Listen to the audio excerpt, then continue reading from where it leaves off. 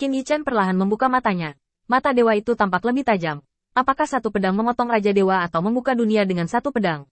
Semuanya adalah Dao. Dan pedang Kaisar Hautian tampaknya adalah Dao yang dia kejar.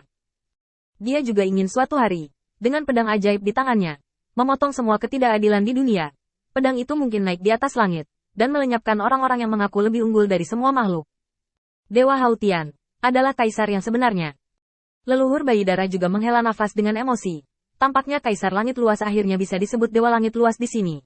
Dan bahkan 4 penguasa istana alam kaisar sangat menghormati surga yang memotong sepotong langit dan bumi. Tapi sekali lagi, sekuat kaisar langit luas, mereka semua mati.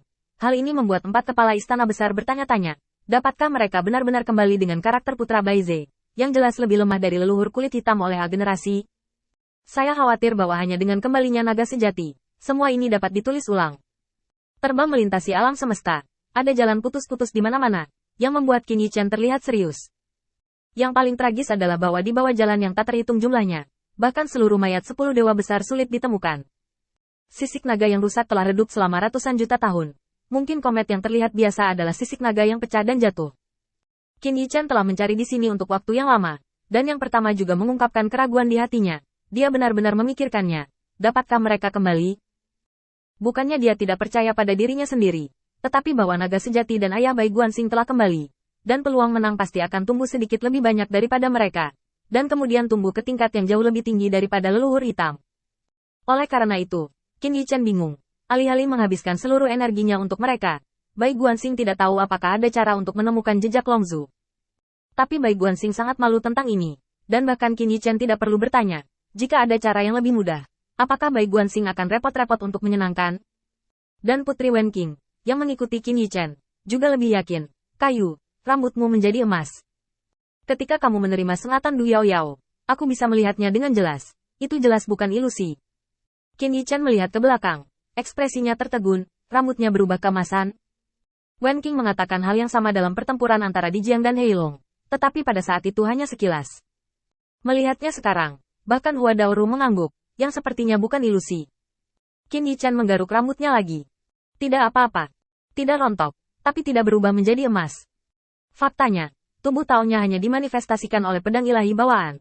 Alasan mengapa dia berkulit hitam adalah karena tubuh yang diperoleh awalnya berwarna hitam, dan dia sudah terbiasa.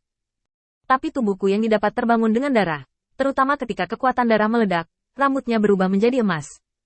Ini karena darah naga asli, tapi dia adalah tubuh bawaan. Satu-satunya kekuatan garis keturunan adalah darah Heze, tetapi darah Heze tidak membalik urutannya. Kekuatan terbesar dari tubuh bawaannya masih berasal dari kekuatan murni dewa bawaan. Apakah mungkin aku akan berevolusi? Yah, itu mungkin. Bagaimanapun, Raja Dewa hanyalah manifestasi kekuatan.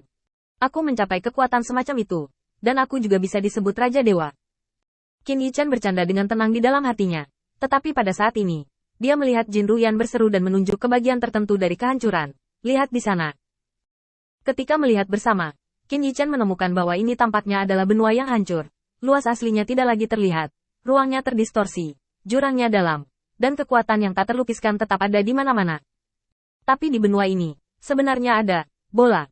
Qin Yichen pertama kali menggunakan metode eliminasi untuk menentukan bahwa ini bukan telur unicorn lain. Dan itu juga bukan telur naga. Bola dewa ini berwarna emas. Dan tidak tepat untuk mengatakan bahwa itu adalah bola. Karena bagian tengahnya dilubangi. Seperti lingkaran-lingkaran yang terjalin. Membentuk bola dewa. Bola dewa telah dipelintir dan sulit untuk mempertahankannya. Tetapi alasan mengapa Jin Ruyan berseru adalah karena bola dewa jelas memiliki aura naga asli. Ini. Qin Yichen buru-buru terbang karena terkejut dan ragu. Tetapi dia baru saja mendarat di benua tandus itu. Dan melalui celah bola dewa, mereka semua terpana. Celah. Qin Yichen mengepalkan tinjunya erat-erat. Dan ekspresi Putri Wen Qing pucat. Karena di antara harta yang tampak seperti bola dewa, ternyata adalah tumpukan daging dan tulang yang patah. Ini, pembunuh naga. Seru Jin Ruyan. Wajahnya juga penuh kengerian. Dan dia tiba-tiba menyadari bahwa bola dewa ini sebenarnya adalah harta karun bagi naga sungguhan. Alat pemadam naga berbentuk bulat secara keseluruhan. Tetapi ada beberapa cincin yang saling bertautan. Seperti lingkaran bintang yang berada di tengah. Hanya menyisakan garis luarnya saja. Namun, cincin ini penuh dengan duri tajam.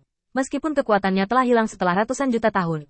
Kecemerlangan yang tajam dan brutal masih membuat Jin Ruyan sangat ketakutan. Alasan mengapa Jin Ruyan, orang asing, bereaksi begitu kuat adalah karena dia adalah ular piton emas. dan secara fisik, dia memiliki kemiripan dengan naga asli. Qin Yichen menahan amarahnya. Dia ingat bahwa di masa biasa, beberapa pemburu telah menemukan peralatan serupa untuk menangkap ular dan ular sanca. Entah itu kulit, atau bentuk bulat seperti ini, dengan bilah di seluruh kulit dan bola. Tetapi ketika ular masuk, bilahnya lurus dan tidak akan tergores. Tapi begitu ular masuk dan mengencangkan bola dan kulit, untuk ular yang ingin keluar, bilahnya menjadi arah sebaliknya. Dapat dikatakan bahwa begitu mereka masuk ke dalamnya, ular dan piton itu pasti akan mati. Instrumen ini juga dapat digunakan untuk lintas, dan instrumen pembunuh naga ini juga mengandung kebijaksanaan seperti itu. Begitu naga sungguhan menembus ke dalamnya, lingkaran akan memotong dan berputar seperti jaring pisau. Naga asli hanya dapat menjerat tubuh naga, seperti naga panci. Tetapi instrumen pembunuh naga juga dapat terus dikencangkan. Selain itu, karena bentuknya yang bulat, untuk peralatan biasa, bentuk bulatnya dapat melampiaskan kekuatannya dan membubarkan kekuatannya. Kekuatan pengeboman eksternal dan internal. Akibatnya, sangat sulit untuk menerobos dari satu titik. Hal yang sama berlaku untuk instrumen pembunuh naga ini. Kekuatan di dalamnya diringkas menjadi satu, dan satu pukulan hanya akan menghilangkan kekuatan, dan itu tidak akan bisa menembus. Bahkan alat pemadam naga ini adalah harta yang paling berharga. Pola Dao di dalamnya adalah Kaisar Rune, dan bahkan lebih hebat lagi. Ketika alat pemadam naga berputar, ia tidak hanya dapat melampiaskan kekuatannya, tetapi juga meledakkan kekuatannya. Naga asli yang dipenjara dan berjuang di dalamnya. Sebuah rebound langsung. Ini seperti menangkap kura-kura di dalam guci sisik Jin Ruyan, yang tercerahkan oleh naga, mau tidak mau meringkuk, cukup untuk merasakan sakitnya bilah yang berputar dan menghancurkan seluruh sisik.